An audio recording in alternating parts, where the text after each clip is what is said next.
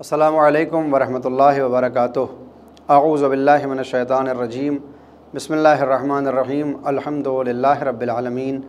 الصلاۃ والسلام علی سید الانبیاء والمرسلین وعلی اہل بیتہ الطیبین الطاہرین ولعنۃ اللہ علی اعدائہم اجمعین، اما بعد فقد قال اللہ سبحانہ تبارک و تعالی فی محکم کتابہ الحکیم وہو اصدق الصادقین وقولہ الحق۔ بسم اللہ الرحمن الرحیم، لئن شکرتم لازیدنکم ولئن کفرتم ان عذابی لشدید۔ حاضرین و سامعین، ایک بار پھر ماہ رمضان مبارک میں آپ کی خدمت میں حاضر ہوں۔ سورہ ابراہیم کی ایک آیت کے چند فقرے آپ کی خدمت میں تلاوت کیے گئے کہ جس کے آغاز میں پروردگار کہتا ہے وَإِذْ تَأَذَّنَ رَبُّكُمْ، یہ تمہارے پروردگار کی اذان ہے، یہ تمہارے پروردگار کی آواز ہے اور اعلان، لَإِن شَكَرْتُمْ، اگر تم شکر کرو گے، لَأَزِيدَنَّكُمْ، تو وہ تمہارے سعی وجودی کو بڑھا دے گا، اور اگر تم کفران نعمت کرو گے تو اس کا عذاب بڑا شدید ہے۔ اس موضوع کے متعلق چند چیزیں آپ کی خدمت میں پہلے بھی پیش کر چکا ہوں۔ آج کچھ اور جو باتیں آپ کی خدمت میں پیش کرنی ہیں وہ یہ کہ عام طور پر اس آیت کا ترجمہ یہ کیا جاتا ہے کہ اگر تم شکران نعمت کرو گے تو پھر نعمت میں اضافہ ہوگا، اور اگر تم کفران نعمت کرو گے تو اللہ کا عذاب شدید ہے۔ ہو سکتا ہے اس کا ایک ترجمہ یہ ہو، لیکن اگر لفظی ترجمے کی بات کی جائے تو یہاں نعمت میں اضافے کی بات نہیں ہے، بلکہ پروردگار نے کہا ہے لَأَزِيدَنَّكُمْ، شکران نعمت پر وہ تم میں اضافہ کرے گا، یعنی تمہاری ظرفیت میں اضافہ کر دے گا، تمہارے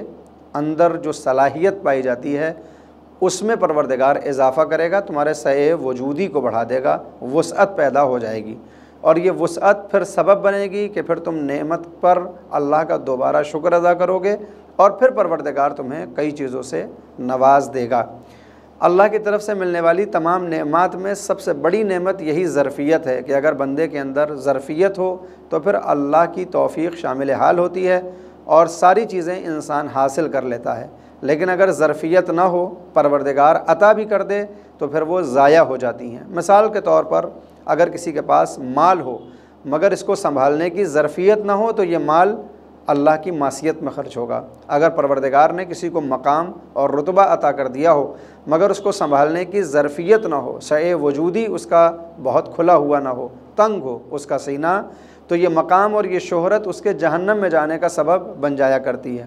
اور اگر اس کے اندر ظرفیت ہو تو وہ ان چیزوں کے ذریعے سے اپنے آپ کو اللہ کے نزدیک کرتا ہے۔ لہٰذا معصومین علیہ الصلوۃ والسلام بھی جب کسی کو کچھ عطا کرنا چاہتے تھے تو کوشش یہی ہوتی تھی کہ اس کی ظرفیت کے مطابق دیں۔ لہٰذا مشہور داستان ہے کہ ثعلبہ جو پیغمبر اسلام کے صحابیوں میں سے تھا، ہر نماز پیغمبر اسلام کے پیچھے آ کر پڑھتا تھا، مگر روز پیغمبر سے کہتا تھا کہ میرے حق میں دعا فرمائیے کہ اللہ مجھے مال و متاع سے نوازے، اللہ مجھے دولت زیادہ دے دے۔ پیغمبر اسلام سمجھاتے تھے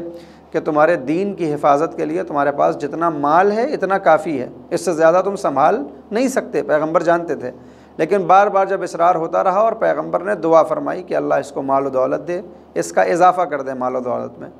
پیغمبر اسلام کی دعا رد نہیں ہوتی۔ لہٰذا کچھ ایسے حالات بنے کہ اس کے عزیزوں اور رشتہ داروں میں کسی کا انتقال ہوا جس کی کوئی اولاد نہیں تھی، مالدار شخص تھا دنیا سے جانے والا، اور یہی ثعلبہ اکیلا اس کا وارث قرار پایا، ساری وراثت اس کے حصے میں آ گئی، مال اور دولت میں اضافہ ہوا اتنا زیادہ کہ اب مدینے میں رہنا اس کے لیے مشکل ہو گیا، تو اس نے مدینے کے باہر ایک چراگاہ بنائی کہ تاکہ وہاں پر اپنے مویشیوں کو رکھے، اپنی زمینوں کو دیکھے، اناج اگائے اور اپنی زندگی کو گزارے۔ لہٰذا اب وہ شخص کے جو روزانہ نماز میں حاضر ہوتا تھا، مدینے سے باہر جانے کی بنیاد پر کبھی کسی ایک روز کے فاصلے پر، کبھی ایک ہفتے میں، کبھی مہینے میں آنے لگا۔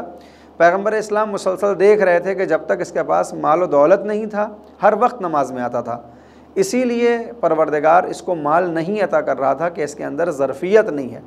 پیغمبر اسلام کی دعا کی وجہ سے جب یہ مال اس کو مل گیا، ظرفیت نہ ہونے کی بنیاد پر آہستہ آہستہ نماز جماعت سے دور ہوا، پہلے ہفتے میں آتا تھا، پھر مہینے میں آنے لگا، پھر سال کی بھی نوبت آ گئی۔ لہذا تاریخ بتاتی ہے کہ وہ وقت آیا کہ جب پیغمبر اسلام کے مامورین جاتے تھے اور زکوٰۃ کا مال اکٹھا کرتے تھے۔ پیغمبر کے مامور جب اس کے پاس پہنچے کہ ثعلبہ تمہارے پاس مویشی بھی ہیں، تمہارے اوپر زکوٰۃ واجب ہے، تمہارے پاس اناج بھی ہے، تم کو ان پہ زکوٰۃ دینی ہوگی، ہم اس زکوٰۃ کو لینے کے لیے آئے ہیں۔ تو یہ ان سے لڑتے ہوئے کہتا ہے کہ میں کوئی یہودی ہوں جو تمہیں جزیہ دوں گا۔ انہوں نے بہت سمجھانے کی کوشش کی کہ یہ جزیہ نہیں ہے بلکہ زکوٰۃ ہے جو مسلمان ہی ادا کرتا ہے، اور ہم صرف تم سے نہیں لے رہے ہیں بلکہ جو بھی مسلمان صاحب حیثیت ہے وہ زکوٰۃ کے نام پر پیغمبر اسلام تک یہ مال پہنچاتا ہے تاکہ فقیروں کی مدد ہو سکے۔ بہرحال اس نے انکار کیا اور زکوٰۃ دینے سے منع کیا۔ مامور پیغمبر اسلام کے پاس آئے اور آ کر کہا کہ ثعلبہ نے زکوٰۃ دینے سے انکار کر دیا ہے۔ پیغمبر اسلام نے 3 مرتبہ کہا ویل لثعلبہ، ویل لثعلبہ، ثعلبہ کے لیے افسوس ہے، ثعلبہ کے لیے افسوس کہ اس نے انکار زکوٰۃ کیا اور وہ دائرۂ اسلام سے خارج ہو گیا، اس لیے کہ اگر کوئی انکار کر دے ضروریات دین کا تو پھر وہ مسلمان نہیں رہتا بلکہ کفر کی طرف چلا جاتا ہے۔ وہ ثعلبہ جو کل تک پیغمبر اسلام کے پیچھے ہر نماز پڑھ رہا تھا، مال و دولت جب آیا تو سنبھال نہ سکا اور کفر کے زمرے میں چلا گیا۔ لہٰذا ہم کو بھی جب پروردگار سے دعا کرنا چاہیے تو یوں ہی بے بند اور بے راہ دعا نہیں کرنا چاہیے کہ اللہ بس ہمیں سب کچھ دے دے، بلکہ اس کے ساتھ ایک دعا یہ بھی ہو کہ معبود اتنا دے جتنے میں میری بندگی بھی محفوظ رہ سکے، اتنا ملے جو مجھے شیطان سے اتنا نہ مل جائے کہ میں شیطان سے نزدیک ہو جاؤں، بلکہ اتنا ہی ملتا رہے جتنا مجھے اللہ سے نزدیک رکھے۔ لہٰذا ظرفیت بہت ضروری ہے ایک انسان کے اندر، اور یہ ماہ مبارک رمضان ہم کو متوجہ کرتا ہے کہ راتوں میں جا کر ہم اپنے وجود کو تلاشیں، اپنے نفس کو پہچانیں، اپنی کمیوں کی طرف متوجہ ہوں اور یہ دیکھیں کہ اگر سینے میں تنگی پائی جاتی ہے، اگر ظرفیت نہیں پائی جاتی تو پھر ایسے اعمال اور افعال کیے جائیں کہ وہ ظرفیت مل جائے کہ پروردگار کی عطا شامل حال ہو۔ دوسری داستان بھی ہمارے سامنے ہے کہ جب ایک آنے والا امام کا چاہنے والا مولا امام جعفر صادق علیہ الصلوۃ والسلام کے پاس آتا ہے اور کہتا ہے کہ مولا مجھے اسم اعظم سکھا دیجئے، مجھے اسم اعظم کا علم دیجئے۔ اسم اعظم وہ علم ہے کہ جس کے بعد ساری مشکلات بندے کی حل ہو جاتی ہیں، کن فیکون کے ذریعے وہ مشکلات کو برطرف کرتا ہے۔ آپ سنتے رہتے ہیں کہ آصف ابن برقیہ کے پاس اسم اعظم کا تھوڑا سا علم تھا، آپ چشم زدن میں وہ کر دیا کرتے تھے جو دوسرا نہیں کر سکتا۔ امام سے اصرار کرتا ہے مجھے اسم اعظم چاہیے، تو امام کہتے ہیں کہ ٹھیک ہے، کل تم جب گھر سے نکلنا تو فلاں پل کے اوپر جا کر کھڑے ہو جانا، جو بھی داستان تم دیکھو گے، جو واقعہ دیکھو گے وہ آ کر مجھ سے بتانا۔ دن تمام ہوا، اگلا روز ہوا، یہ پل کے پاس پہنچا تو اس نے دیکھا کہ پل پر ایک ضعیف کمزور ایک شخص ہے جس کے سر کے اوپر لکڑیوں کا ایک گٹھر ہے، اور آہستہ آہستہ قدم اٹھاتے ہوئے وہ پل کو پار کرنے کی کوشش کر رہا ہے، اور دوسری طرف ایک ایسا جوان ہے کہ جو اپنی جوانی کے نشے میں چور ہے، وہ چاہتا یہ ہے کہ کسی طرح یہ ضعیف کنارے ہو جائے تاکہ وہ نکلے، مگر اس کے سر پر چونکہ لکڑیوں کا ڈھیر ہے لہٰذا اس کے کنارے جانے سے بھی جب اس کو راستہ نہیں ملا تو وہ اپنی سواری سے اترا، ضعیف کو مارا اور کنارے پھینک کر اپنا راستہ طے کرتا ہوا نکل گیا۔ اس کو بہت غصہ آیا، بہرحال داستان تمام ہوئی، واپس مولا امام صادق کے پاس آیا تو امام نے کہا کہ بتاؤ تم نے پل پر کچھ دیکھا؟ کہا ہاں مولا، میں نے آج ایسی داستان دیکھی کہ ایک جوان تھا جو ایک ضعیف کو مار رہا تھا، میں کچھ نہیں کر سکا۔ امام نے سوال کیا کہ اگر تمہارے پاس اسم اعظم ہوتا تو تم کیا کرتے؟ کہتا مولا اگر میرے پاس اسم اعظم ہوتا تو میں اس جوان کو اس کے کیے کا سبق دے دیتا، جو اس نے کیا ہے میں اس کو مزہ چکھا دیتا، گویا اس کو تباہ و برباد کر دیتا، اس کو مارتا پیٹتا۔ امام علی مقام نے کہا تم جانتے ہو وہ جو ضعیف کہ جو آ رہا تھا جس کو دیکھ کر تمہیں غصہ آ گیا کہ اس کی پٹائی کیوں ہوئی، جانتے ہو وہ کون تھا؟ کہا نہیں مولا مجھے نہیں معلوم۔ کہا وہ ہمارا شیعہ تھا اور اس کے پاس اسم اعظم کا علم ہے، یعنی اس کے پاس اسم اعظم کا علم ہے، مگر جب اس کے اندر اتنی صلاحیت پیدا ہو گئی کہ وہ اس اسم اعظم کو ہضم کر سکے، تب جب ہم نے اس کے اندر صلاحیت دیکھی ہے، جب اس کے اندر یہ ظرفیت دیکھی ہے، تب اس کو ہم نے علم دیا۔ وہ چاہتا تو وہ اس جوان کو وہیں پر راکھ کر دیتا، مگر اس نے نہیں کیا کیونکہ واقعی معنی میں اس کے پاس ظرفیت تھی۔ اگر تمہارے جیسے افراد کو میں نے اسم اعظم کا علم دینا شروع کر دیا تو تم دنیا کا نظام خراب کر دو گے، جہاں تمہیں غصہ آئے گا تم اس کا استعمال کرو گے۔ لہٰذا پہلے وہ ظرفیت پیدا کرو، وہ صلاحیت پیدا کرو کہ ہماری عطا تمہارے اوپر ہو جائے، اس کے لیے تمہیں کوشش کرنی ہوگی۔ لہٰذا ماہ مبارک رمضان میں بھی ہمیں بہت سی دعائیں طلب کرنا چاہیے، اس لیے کہ رمضان میں روزہ دار جب کوئی دعا طلب کرتا ہے تو پروردگار اس کو قبول کرتا ہے، بالخصوص جس وقت افطار کا وقت ہوتا ہے اور بندہ خدا آتا ہے، اس کے سامنے کھانا سجا ہوتا ہے، اس وقت اگر روزہ دار اپنے بھوکے زبان سے کوئی دعا کرتا ہے تو پروردگار اس کی دعا کو قبول کرتا ہے۔ ایسے موقع پر جب قبولیت کا وقت ہو، قبولیت کے دروازے کھلے ہوئے ہوں، تو ہم مادی دعاؤں کو صرف نہ طلب کریں کہ میری شادی ہو جائے، میرا مکان بن جائے، میری بڑی گاڑی ہو جائے۔ یقیناً یہ ساری چیزیں مانگنا چاہیے، مگر یہ اولیت میں نہیں ہونی چاہیے۔ اولیت میں ہماری یہ ہو کہ ہماری آخرت بہتر ہو، ہماری عاقبت اچھی ہو، ہمارے ایمان کی بچت ہو، ہمارے ایمان کی حفاظت ہو، اور بالخصوص وہ صلاحیت پیدا ہو جائے، وہ ظرفیت پیدا ہو جائے کہ معصومین علیہم الصلوۃ والسلام کا فیضان ہم پر جاری ہو۔ آج 15 ماہ رمضان جو دن میں تمام ہوئی وہ روز ولادت تھا مولا امام حسن مجتبیٰ کا، لہٰذا ہم امام حسن علیہ الصلوۃ والسلام کو واسطہ بناتے ہوئے پروردگار سے یہ دعا کریں گے کہ معبود ہمیں ان کے واسطے سے، ان کے صدقے سے ہمیں ان کا شیعہ بننے کی توفیق دے، ان امام حسن کا شیعہ کہ جن کے زمانے کے شیعوں نے ان کو بڑا ستایا ہے، اس لیے کہ ائمہ معصومین مومنین کے لیے عزت ہوتے ہیں، مگر جب آپ نے صلح کر لی تو بعض ایسے بے ظرفیت افراد کہ جو اپنے آپ کو مسلمان سمجھتے تھے، اپنے آپ کو شیعہ کہتے تھے، وہ آ کر امام علی مقام کو طعنے دیتے تھے اور کہتے تھے کہ معاذ اللہ نعوذ باللہ، اس صلح کے ذریعے سے آپ نے مومنین کو ذلیل کیا۔ حالانکہ امام حسن کی ٹیکنیک اور امام حسن کی حکمت کا تقاضا یہ تھا کہ یہ صلح سبب بن گئی کہ حاکم شام اپنے تمام سازشوں میں لوگوں کے سامنے بے نقاب ہو گیا۔ امام علی مقام نے جو شرائط رکھی ہیں صلح کی، اس سے واضح ہو جاتا ہے کہ حاکم شام کے دین کا تقاضا کیا تھا، حاکم شام کا اسلام کیا تھا، اس کا ایمان کیا تھا۔ امام علی مقام نے اس صلح کے ذریعے سے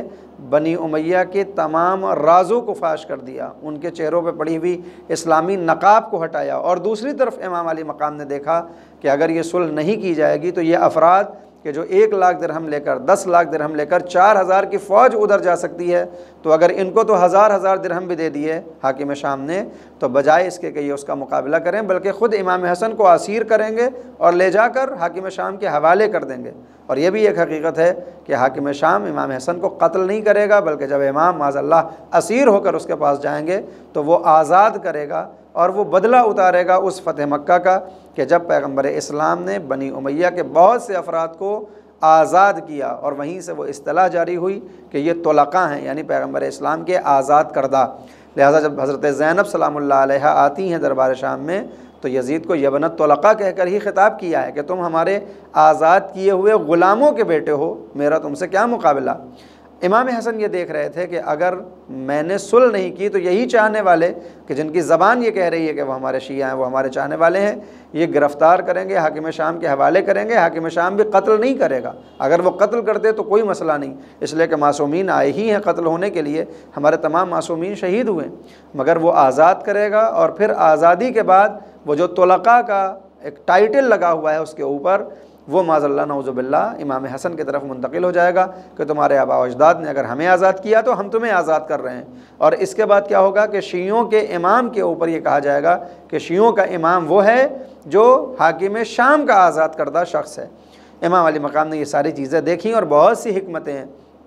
جو ہمارے مورخین نے صلح کے لیے بیان کی ہیں کہ کیا فلسفہ تھا اس صلح کا، کیا اسباب تھے، کیا ضرورت تھی اس کی۔ اس میں ایک ضرورت اور ایک فلسفہ یہ بیان کیا گیا کہ امام علی مقام نے اس بنا پر اس صلح کو انجام دیا اور اس کے ذریعے سے شیعوں کا بھی تحفظ کیا، اور پھر یہی صلح سبب بن گئی ہے کہ کربلا کے میدان میں امام حسین اپنے انصار کو لے کر پہنچے ہیں۔ لہٰذا بعض لوگوں نے یہ لکھا ہے کہ اگر کربلا امام حسین کے نام سے لکھی گئی ہے تو امام حسین سے پہلے یہ کربلا امام حسن کی ہے، اس لیے کہ عام طور پر بھی اگر تاریخ اٹھا کر دیکھی جائے تو امام حسن امام حسین سے زیادہ مظلوم نظر آتے ہیں، اس لیے کہ امام حسین کے پاس کم از کم 10 برس کے بعد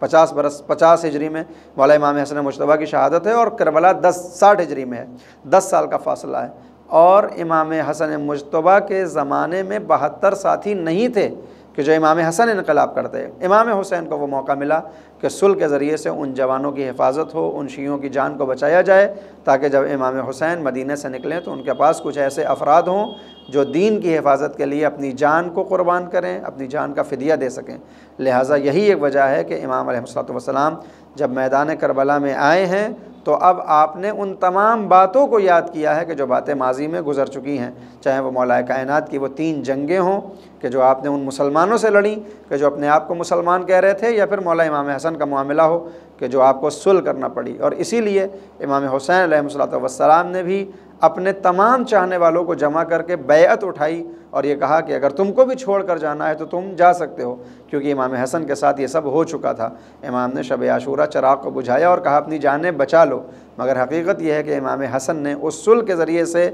ایسا زمینہ فراہم کر دیا تھا اور ایسا میدان بنا دیا تھا کہ ایسے انصار تربیت پا جائیں کہ جو امام حسین کو چھوڑ کر نہ جائیں بلکہ تلواروں کو گردن پر رکھ کر کہیں کہ آقا اگر آپ کو ہماری وفاداری پر شک ہے تو ابھی حکم دیجئے اپنی گردنوں کو اپنے ہاتھوں سے اتار دیں۔ یہ تربیت امام حسن کی صلح کی وجہ سے ہو سکی، ورنہ امام حسن اتنے مظلوم تھے کہ آپ کے اپنے افراد نے آپ کا ساتھ چھوڑا اور امام حسن کے پیر میں چاقو لگا، اور اس کے بعد کی داستان ہمارے سامنے ہے۔ لہٰذا ہمیں ہر وقت یہ دعا کرنا چاہیے کہ کسی بھی وقت ہم اپنے ائمہ